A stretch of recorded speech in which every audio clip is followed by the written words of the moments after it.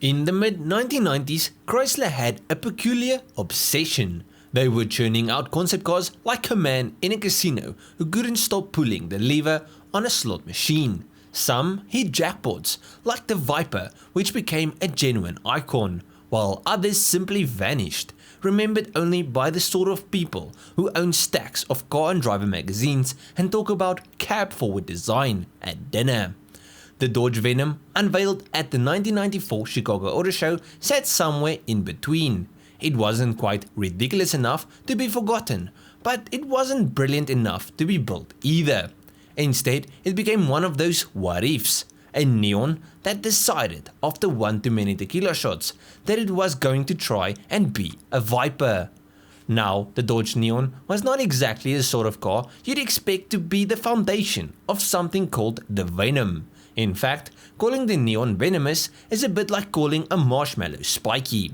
The Neon was a cheap, cheerful compact car designed for people who thought excitement meant air conditioning and a tape deck that didn't chew your Bryan Adams cassette. It was front-wheel drive, underpowered and beige in every sense of the word, even when it was painted red. So of course, Dodge looked at it and said, what if we turn this into a rear-wheel drive V6 powered sports coupe? And here's the thing, they almost pulled it off. You see, the Venom started life on the Neon's platform, but what Dodge's engineers did was nothing short of automotive butchery. They stretched the wheelbase, shoved the wheels out to the corners, and re-engineered the car to accept a longitudinal drive layout. This meant the usual front-wheel drive setup was binned, replaced with something enthusiasts actually care about: rear-wheel drive.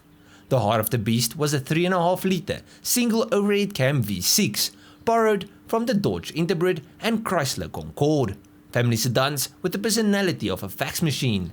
But in the Venom, this motor was given a proper chance to shine. With 245 horsepower and 221 pound-feet of torque, it made more than 60% extra power compared to the Neon's weedy 2 litre 4. That translated to a 0 to 60 mph time of around 5.2 seconds, which for 1994 put it in the same conversation as the Nissan 300ZX or the Toyota Supra. Power was delivered through a 6-speed manual gearbox, an exotic touch in an era when most American sports cars were still fumbling about with 5.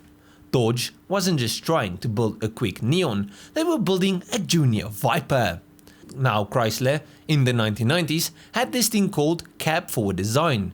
It basically means pushing the wheels to the corners and moving the passenger cell forward to maximize interior space. On a minivan, it gave you more room for the kids and their exploding juice boxes. On the Venom, however, it gave the car a stance that looked muscular, taut and oddly exotic. The suspension was another clue that Dodge was serious.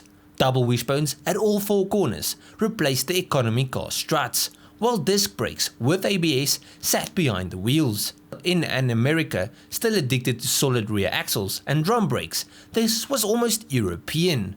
You could imagine the Venom going head to head with something like a BMW E36 M3, or at least standing nearby it without looking embarrassed. Dodge also fitted staggered wheels, wide at the back and narrow at the front, which not only improved grip but made the Venom look like it had been doing squats in the gym. The idea was clear.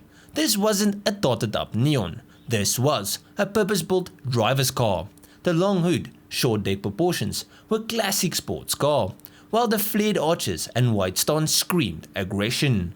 Painted in Venom yellow-green pearl, a color that looks less like paint and more like something you'd find in a radioactive swamp, the car was impossible to ignore.